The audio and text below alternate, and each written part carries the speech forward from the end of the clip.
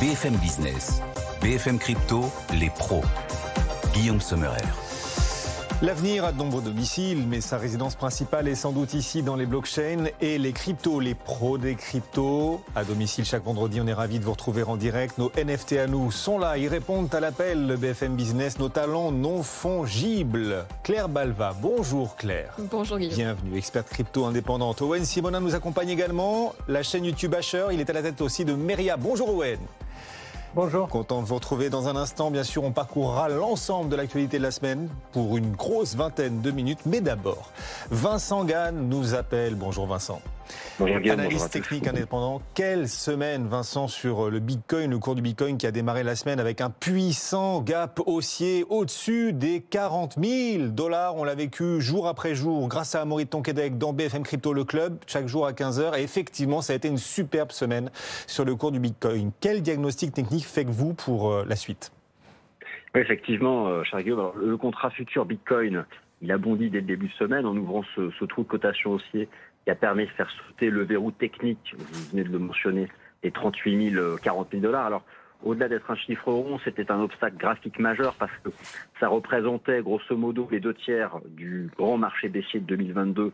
C'est lorsqu'on utilise une échelle logarithmique et plus de la moitié du marché baissier de 2022 en échelle additive. Donc oui, c'est un niveau technique qu'il fallait faire sauter pour confirmer en fait ce que fait Bitcoin depuis l'automne 2022. C'est une tendance haussière bien construite, les résistances sautent les unes après les autres. Mais là, c'est vrai qu'en termes de momentum, on a une accélération. Ça tranche par exemple avec la pause de plusieurs mois l'été dernier.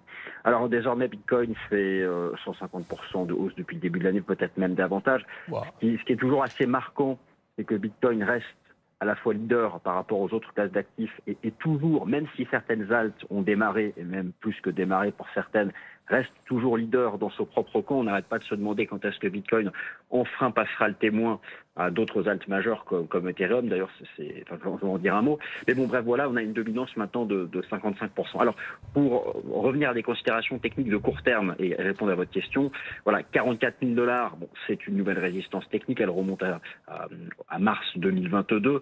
Je ne sais pas si c'est une résistance qui va permettre de marquer une pause ou pas. Mais ce que je pense, moi, c'est qu'un mouvement haussier, plus il est construit, plus on prend le temps de marquer une pause, de faire au moins des phases latérales après des impulsions comme ça, plus derrière, le marché pourra développer sa hausse de manière beaucoup plus forte. Et seconde observation, petit à petit, mais c'est pas encore un mouvement majeur, massif, Bitcoin passe le témoin à certaines alpes. Et voilà, moi j'ai le sentiment cette semaine qu'on a eu un premier passage de témoin, un petit témoin en tout cas, à Ethereum. Donc je ne serais pas surpris que le cross ETH-BTC soit dans une zone d'entrée de long terme maintenant. Et vu la vitesse à laquelle Bitcoin est monté toutes ces dernières semaines et encore plus peut-être cette semaine, est-ce que vous voyez pour le coup un risque fondamental, immédiat de piège haussier pour les investisseurs, Vincent ? Oui, alors bonne question, mais ça vous en parlez toujours sur votre antenne. Le risque immédiat, il est le fait que le marché a mis tous les œufs dans... L'expression ne me revient plus, mais la probabilité, si vous voulez, que les ETF Bitcoin Spot soient validés, que ce soit celui de BlackRock, que ce soit celui de Grayscale ou encore ActInvest, il dépasse 90% pour le courant du mois de janvier. Donc c'est là où il y a un vrai piège, ne serait-ce qu'un report dans le temps un nouveau report dans le temps de la décision de la SEC représenterait effectivement un risque de forte baisse du compte Bitcoin. Merci beaucoup. Vincent Gann en direct avec nous, analyste technique. Et pendant une grosse vingtaine de minutes, on va parcourir l'ensemble des fondamentaux qui accompagnent la remontée des cours depuis quelques jours. La hausse du Bitcoin spectaculaire cette semaine. Peut-on déclarer fini, terminé l'hiver crypto ? On posera la question dans un instant à nos pros des cryptos. On leur demandera comment ils vivent cette hausse qui n'est peut-être pas une simple anecdote. La COP28 et des obligations vertes. Tiens, sur Ethereum, c'est Société Générale qui émet ces obligations vertes. Qu'est-ce que ça change ? Quelle perspective cela ouvre-t-il pour la finance sur la blockchain? Et puis l'ETF Bitcoin. Les demandes d'ETF Bitcoin, elles sont nombreuses. Il se trouve que BlackRock a mis à jour sa demande cette semaine. On se demandera ce que ça signifie et ce qui pourrait éventuellement encore clocher, retarder, voire empêcher une éventuelle approbation par la SEC. Voilà le menu des pros des cryptos cette semaine. Votre machine à condenser le temps s'active. On est parti. Bienvenue à tous. BFM Business, BFM Crypto, les pros. Grâce donc à nos pros, Claire Balva, en forme Claire ? Très en forme. Quelle fougue en ce moment dans l'univers crypto. Owen Simonin aussi est avec nous. En forme, Owen? Toujours. Non mais quelle fougue. Comment vivez-vous cette remontée du Bitcoin? Alors, on essaie généralement de laisser les commentaires sur le cours des cryptos plutôt à nos analystes techniques, mais là quand même c'est spectaculaire. On a franchi cette semaine la barre des 44 000 $. Le Bitcoin depuis le début de l'année s'envole de façon vraiment assez incroyable. Est-ce qu'on peut officiellement déclarer fini, terminé l'hiver crypto? Alors c'est dur de donner une date sur la fin de l'hiver crypto, le début du bull run. Moi, j'ai presque tendance à me méfier parce que j'ai l'impression que c'est trop tôt ou que cette hausse est presque trop rapide. Mais c'est vrai qu'il y a des signaux qui sont très positifs. D'une part, l'arrivée probable prochaine des ETF.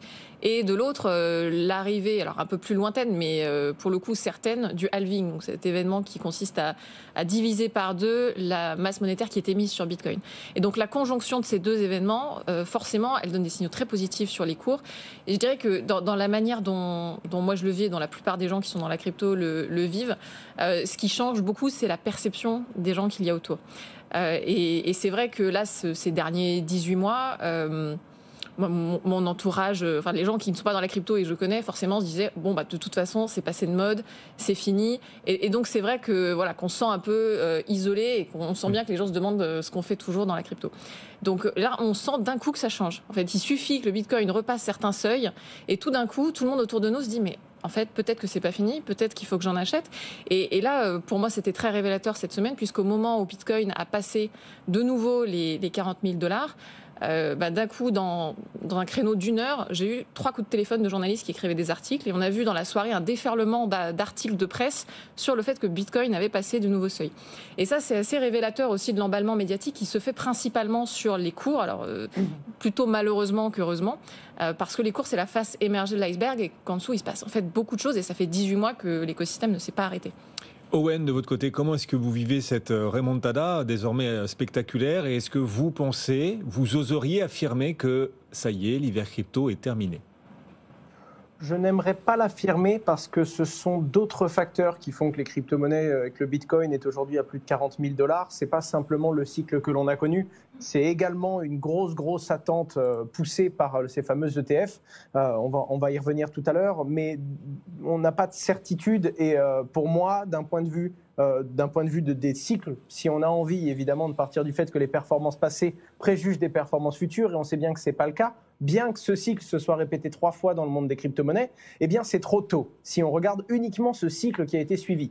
Donc affirmer, je ne suis pas trader, je ne suis pas là pour prendre de position et plus j'avance, plus j'ai des convictions qui sont fortes, mais je n'ai beaucoup moins de certitude que quand j'ai commencé dans cet environnement. Ce que je sais en tout cas avec une certitude absolue, c'est qu'il y a aujourd'hui 2 à 3 fois plus d'intérêt pour les crypto-monnaies que quand elles étaient 2 à 3 fois plus basses.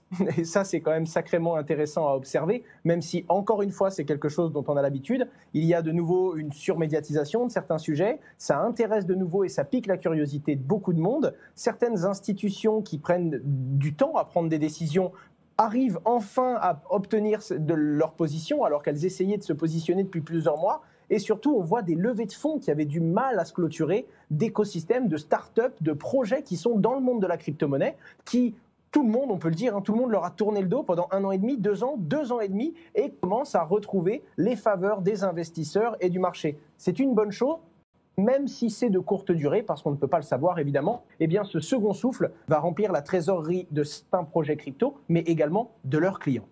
Alors parmi les facteurs qui nourrissent la hausse, effectivement, le fait que le marché croît de plus en plus à l'approbation des ETF Bitcoin au comptant, peut-être pour début 2024. En attendant, BlackRock, cette semaine, a donné le moral à l'écosystème en mettant à jour sa demande d'ETF Bitcoin Spot auprès de la SEC. C'était donc il y a quelques jours. En quoi, Owen, consiste cette mise à jour par BlackRock et est-ce que cette mise à jour augmente les chances d'approbation par le gendarme des marchés américains? Je vais être peut-être un petit peu critique, mais vous savez, dans les crypto-monnaies, il y a les moments où tout se passe bien, on a confiance au marché et la moindre petite actualité positive va pousser les crypto-monnaies à la hausse. Et à l'inverse, quand tout va mal, la moindre news négative vient enfoncer les cours.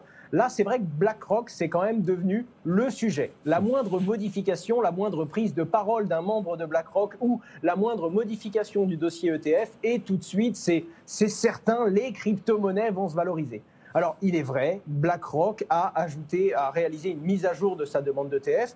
Ils ont spécifié un nouvel auditeur, PwC, qui se rajoute à la liste, des mesures supplémentaires en termes de LCB-FT, donc de lutte contre le blanchiment d'argent et de lutte contre le financement du terrorisme, et également des nouveaux efforts pour monitorer et suivre au mieux le prix des crypto-monnaies pour apporter encore plus de justesse à ce produit. Oui, ça muscle un peu la demande, oui, ça augmente probablement les chances qu'elle soit acceptée. Maintenant, c'est vrai que ça a donné le sourire à tout le marché. Est-ce qu'il y avait vraiment de quoi donner le sourire à l'entièreté des investisseurs de cet écosystème sur cette news? Je ne sais pas. Est-ce qu'on peut rappeler, Claire, qui concourt à l'approbation de son propre ETF Bitcoin? Parce qu'on parle énormément de BlackRock, mais c'est l'arbre qui cache la forêt. Oui, il y en a une douzaine en fait des demandes d'ETF Bitcoin Spot, donc d'ETF Bitcoin au comptant. Alors on ne va pas tous les citer parce qu'il y en a beaucoup, mais forcément les plus emblématiques, c'est ceux pour lesquels le gestionnaire d'actifs a le plus gros montant d'actifs sous gestion. Donc on parle de BlackRock qui est le plus gros gestionnaire d'actifs au monde, qui a plus de 8 000 milliards de dollars sous gestion. Le deuxième plus gros, ça doit être Fidelity qui a un peu plus de 4 000 milliards de dollars d'actifs sous gestion. Ces deux-là, BlackRock et Fidelity, ils ont déposé une demande au premier semestre 2023 et la décision finale de la SEC devrait arriver au mois de mars 2024. Mais ils ne sont pas les seuls, évidemment, à attendre leur réponse. Il y en a plein d'autres qui attendent une réponse qui devrait, elle aussi, arriver en mars 2024. Je pense à WisdomTree, par exemple, ou Von Eck, qui ont déposé des demandes d'ETF. Alors, WisdomTree, par exemple, ils ont déjà un ETF même en Suisse. Donc, ça peut être des acteurs qui sont finalement assez expérimentés aussi dans la gestion d'ETF. Mais celle qui est très, très scrutée, c'est celle d'Ark Invest. Pourquoi ? Parce que c'est celle dont la réponse finale devrait arriver le 10 janvier 2024. Et donc, si le 10 janvier 2024, la SEC approuve cette demande d'Ark Invest, eh bien, forcément, on va estimer que toutes les autres demandes devraient être approuvées, sauf évidemment s'il y a un couac dans ces demandes-là. Mais donc c'est la date du 10 janvier 2024 qui est très scrutée des investisseurs. Et puis après, encore une fois, il y en a beaucoup d'autres derrière. Je pense notamment à Grayscale qui a un statut un peu particulier puisqu'ils ont effectué une demande dès 2021 qui avait été refusée par la SEC en 2022. Et à la suite de quoi il y a eu des actions en justice. On en a beaucoup parlé sur ce plateau et Grayscale depuis est en négociation avec la SEC pour l'approbation de son ETF Bitcoin Spot. Bon, première date à retenir, c'est le 10 janvier. 10 janvier 2024. La semaine de la rentrée scolaire. On sortira, nous, des vacances et ça pourrait repartir comme une balle dans l'écosystème crypto. On va suivre ça de très très près. Ou pas, effectivement. Avant même les premiers ETF Bitcoin au comptant, la démocratisation des cryptos avance, elle avance à grands pas. C'est la question crypto qui claque. Chaque semaine, on pose une question qui fâche à nos experts. Est-ce que vous êtes prêts? Owen, est-ce que vous êtes prêts? Oui. Claire? Prête aussi. Vous l'aurez voulu. Selon vous, en 2030, un quart de la population française possédera-t-elle des cryptos? Claire? Je dirais oui, mais pas forcément en direct. Owen? Oui, même en direct, je pense. Fougueux. Vous aussi, chez vous, vous avez peut-être un avis aussi tranché que nos pros. N'hésitez pas à participer, bien sûr, sur nos réseaux sociaux BFM Crypto et à commenter. Owen, vous êtes sacrément optimiste. Vous pensez que oui, en direct comme pas en direct, 25% des Français en 2030 posséderont des cryptos? Je pense, oui, dans ces eaux-là. Tout simplement déjà parce que c'est la suite logique de la tendance. Si on regarde l'adoption qu'il y a et qu'il y a eu surtout dans les 6 dernières années. Ensuite, la blockchain et les crypto-monnaies n'ont que 15 ans. Là, 2030, c'est dans 7 ans. On parle donc d'un tiers de la vie de cet écosystème, alors que c'est dans ses débuts qu'il avait le moins de chances de survivre et le moins de chances de se développer. Maintenant, on ne sait pas à quelle vitesse, on ne sait pas exactement dans quelle direction, mais on sait que ça va être adopté. Ensuite, il y a les crypto-monnaies et les usages cryptographiques. C'est-à-dire que si les gens n'utilisent pas des cryptos d'un point de vue crypto-monnaie, crypto-actif, investissement, ils utiliseront des solutions basées sur des blockchains et basées sur de la cryptographie, que ce soit des NFT, que ce soit des méthodes d'authentification. Donc, est-ce que tout le monde détiendra de la crypto-monnaie en direct à hauteur de 25% de la population française? Je ne sais pas exactement. Est-ce que tout le monde aura des outils ou un portefeuille cryptographique dans les 7 prochaines années? C'est mon pari, oui. Plus prudente, Claire? Plus prudente, parce que moi je trouve qu'il y a un effet de seuil souvent quand on regarde l'adoption des technologies qui est autour de 20% de la population. Et on remarque que quand 20% de la population adopte une technologie, souvent derrière ça s'accélère et ça va de plus en plus vite. Mais donc je ne saurais pas dire à quel moment on va atteindre ce 20%. Et donc selon quand on l'atteint, on pourra très vite passer à 25% ou alors ça pourra traîner encore un petit moment en attendant ces 20% d'adoption. Alors cette question, est-ce qu'on atteindra les 25% d'adoption en France en 2030 ? On vous l'a posée aussi sur nos réseaux sociaux, sur notre fil BFM Crypto. D'ailleurs, chacun peut s'y abonner. Et cette question qu'on vous a posée, vous y avez répondu. Vous êtes une majorité à penser qu'effectivement, en 2030, 25% des Français détiendront des cryptos. Vous n'êtes pas seulement une majorité à le penser, vous êtes carrément 73% à dire oui et seulement 27% à dire ce sera plus compliqué. Bien sûr, abonnez-vous et chaque semaine, on vous posera désormais aussi sur nos réseaux sociaux cette question crypto qui claque, la QCQC. C'est comme ça qu'on a décidé de l'appeler. Aux États-Unis, c'est déjà fait. Ils sont déjà à 25% d'adoption, Claire ? Oui, alors j'ai vu une étude qui est parue cette semaine, une étude de l'entreprise Unchained. Alors je reste quand même prudente parce que c'est une étude qui a été faite sur un échantillon de 400 personnes. C'est très peu. Les autres études tournent plutôt autour de 20-22% de la population américaine qui aurait des cryptos. Il faut bien voir qu'aux États-Unis, le rapport qu'ils ont à l'investissement en général n'est pas du tout le même qu'en France. Ne serait-ce que quand on regarde leur système de retraite, les Américains sont amenés beaucoup plus que nous à gérer leur patrimoine en investissant régulièrement dans des actions, dans des obligations, dans différents actifs financiers. En France, on a beaucoup moins besoin de faire ça parce que l'État est beaucoup plus présent pour financer notre système social. Et donc, en France, c'est presque tabou parfois de parler d'investissement. On n'aime pas trop parler d'argent, alors qu'aux États-Unis, quand vous avez des conversations avec des amis, c'est très très commun finalement de se dire, bah voilà, toi, tu as investi dans quoi ? Moi, j'ai investi dans tel ou tel fonds. Est-ce que tu as investi en Bitcoin ? Et donc, c'est plutôt logique finalement qu'aux États-Unis, il y a un appétit au risque plus important et qu'ils aient beaucoup plus investi en Bitcoin que chez nous. Les pros des cryptos se poursuivent. Votre machine à condenser le temps. Une semaine d'actu crypto en 25 minutes. Rediffusion chaque vendredi soir à 21h30. Et vous pouvez suivre aussi le replay sur notre site, notre chaîne YouTube BFM Crypto. La COP28 se poursuit à Dubaï jusqu'au 12 décembre. La finance émet de plus en plus de produits verts d'ailleurs. C'est dans ce contexte que Société Générale a cette semaine émis, non pas du CO2, mais une obligation verte. Et alors ? Et alors, c'est normal d'en parler. Ici, ce sont des obligations émises sur la blockchain, en l'occurrence, sous forme numérique, les amis, sur la blockchain Ethereum. Est-ce que c'est une première, Owen ? Alors, des obligations vertes qui ont exactement cet intitulé et cette fonction-là, peut-être. En attendant, ce n'est pas une première et surtout pas une première pour la Société Générale. En effet, la Société Générale a une société fille qui est bien connue dans le monde de la crypto, qui s'appelle Forge, qui, on le rappelle, est la toute première société française à obtenir l'agrément PSAN, c'est-à-dire à être agréée PSAN, et à ne pas simplement se contenter de l'enregistrement, qui est le premier niveau de régulation. Et pour le coup, la Société Générale avait, à travers cette société fille, déjà émise des obligations sur la blockchain Ethereum en 2017. Depuis, la blockchain Ethereum, qu'on soit pour ou contre ce choix technique, a évolué. Il y a eu ce qu'on appelle the merge, c'est-à-dire qu'elle n'est plus basée sur des mineurs de crypto-monnaies qui consomment de l'électricité. Elle a évolué sur un système de validation. On dit qu'on est passé du proof of work en un système de proof of stake qui, pour le coup, a le mérite de consommer beaucoup moins d'énergie.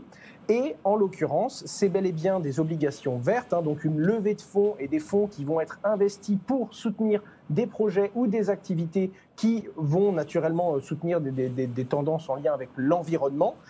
Et pour le coup, ce qui est intéressant, c'est de voir qui a souscrit à ce produit-là. Il s'agit d'AXA Investment et de Generali. Donc on commence à avoir de plus en plus de très gros noms qui se positionnent non seulement derrière des produits crypto, entre guillemets crypto, parce que ça reste des produits financiers, mais qui pour le coup utilisent un support blockchain, et c'est quand même assez rare, un support aussi décentralisé qu'Ethereum, et non pas uniquement une blockchain qui est centralisée et qui est contrôlée, comme le font déjà certains établissements bancaires. Il faut également noter que AXA Investment a précisé avoir utilisé pour la première fois le fameux jeton numérique EuroCV, qui est le stablecoin émis par la Société Générale elle-même. La Société Générale, c'est vraiment... Pardon. Oui, c'est vrai qu'elle est au cœur de l'actualité, mais ce n'est pas une première complètement, puisque vous le disiez, elle s'était déjà lancée en 2017. La Société Générale, qui a quand même marqué la semaine à double titre, elle avance aussi, Claire, sur son stablecoin euro. Ils ont passé à la Société Générale un accord avec le market maker Flowdesk. En quoi consiste cet accord ? Oui, alors c'est une nouvelle qui a beaucoup fait le tour du monde crypto cette semaine, parce que c'est, je trouve, la première fois qu'une banque, donc une institution qui est régulée, sort une initiative qui est vraiment en phase avec ce qui se fait généralement dans le monde de la crypto. Et donc on a un peu le meilleur des deux mondes ici. On a, je dirais, un stablecoin qui est basé sur la blockchain publique Ethereum. Donc, ce qui est déjà innovant, je dirais, pour une banque. On a d'autres banques comme JP Morgan, par exemple, qui ont essayé d'émettre des stablecoins, mais qui s'orientent plutôt vers des infrastructures privées, donc avec des droits d'accès restreints. Là, on est vraiment sur Ethereum. Et puis, un stablecoin qui va être listé sur une plateforme d'échange, donc qui s'appelle Bitstamp, qui est une des plus vieilles plateformes d'échange. Je crois qu'ils ont été créés en 2011 ou 2012. Qui est européenne, qui est basée au Luxembourg. Donc c'est un choix assez logique de Société Générale d'aller privilégier une plateforme d'échange qui est ancienne, qui est européenne, etc. Mais donc on voit bien ici que c'est une initiative qui plaît finalement au monde de la crypto aussi, parce qu'elle s'inscrit dans des pratiques assez classiques d'émetteurs de stablecoins qui vont aller sur des blockchains publiques et faire lister leurs stablecoins sur des exchanges. Ce qui est intéressant, quand même, ce que ça dit, c'est que là, on a une institution bancaire qui s'oriente vraiment dans le monde de la crypto. Et donc, on peut se poser la question de savoir si les futurs stablecoins euros, rappelons qu'aujourd'hui, on a quand même un monde des stablecoins dominé par les stablecoins dollars, est-ce que les stablecoins euros, du fait de la réglementation, vont être émis par des grandes institutions, par des grandes banques, ou est-ce qu'il y a encore la place pour des acteurs émergents qui essaieraient d'arriver avec des nouveaux stablecoins euros? Rien n'est moins sûr.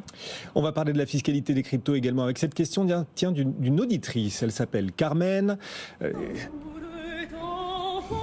Oula. Carmen de Bizet. Merci la régie. C'est facile, merci la régie. Non mais ils sont très cultivés en régie, effectivement. Ils ne peuvent pas s'en empêcher. D'ailleurs, les paroles de Carmen de Bizet s'appliquent bien à la fiscalité. Prends garde à toi, si tu ne m'aimes pas, je t'aime. Tu ne l'attends plus, il est là, il vient, s'en va, puis il revient. Tu crois l'éviter, il te tient. Ça, ce sont les paroles de Carmen de Bizet, et on se demande s'il parle d'amour ou des impôts, en l'occurrence.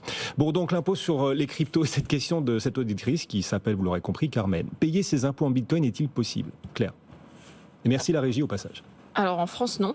Ou alors, si elle a trouvé comment faire, il faut me prévenir. Mais non, en France, c'est pas possible. On paye ses impôts en euros. Il me semble qu'il y a quelques pays ou régions plutôt où c'est possible. Je crois qu'en Suisse, il doit y avoir un ou deux cantons ou certaines villes où vous pouvez payer vos impôts en crypto. De même aux États-Unis, il me semble que certains sénateurs ou gouverneurs ont pris des initiatives en ce sens.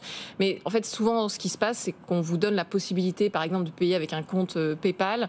Mais derrière, l'administration publique qui réceptionne vos impôts n'a pas vraiment un compte, enfin une adresse Bitcoin. Elle reçoit l'argent en fiat, donc ça peut être du dollar, du franc suisse, de l'euro. Donc voilà, à ma connaissance, je ne crois pas qu'il y ait vraiment d'administration qui reçoivent vos impôts en Bitcoin. Lugano, en Suisse, ils ont décidé de proposer, mais enfin bon, rien n'est complètement clair encore. En tout cas, voilà, cette auditrice Carmen qui nous interroge, pour l'instant, on n'y est pas encore sur le paiement des impôts en Bitcoin. On a moins d'une minute, Owen, on compte sur vous pour le faire en 30 secondes.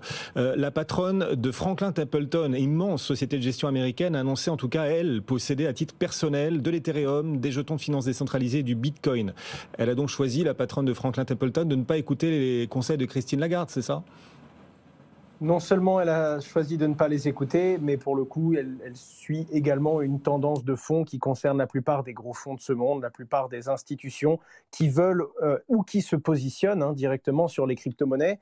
Et globalement, elle précise avoir pris des positions en Bitcoin, en Ether, mais également sur certains jetons en lien avec la finance décentralisée, comme SushiSwap ou Uniswap, qui sont des protocoles décentralisés qui permettent d'échanger justement des crypto-monnaies sans tiers de confiance. Voilà. Et puis, il y a débat aussi dans l'univers des patrons de la finance. La patronne de Franklin Templeton qui investit à titre personnel, et puis le patron de JP Morgan, Jamie Dimon, qui dit lui qu'il faudrait interdire le Bitcoin. Ça a été l'un des propos forts de la semaine également. Merci à nos pros des cryptos, nos NFT, nos talents non fongibles chaque vendredi. Claire Balva, merci Claire. Merci. Experte crypto indépendante. Owen Simonin, sa chaîne YouTube Asher, il est aussi à la tête de Maria. Salut Owen, Maria régulièrement à nos côtés aussi. Dans les pros des cryptos, chaque vendredi, 15h, rediffusion à 21h30. Bon week-end les amis. BFM Business, BFM Crypto, les pros.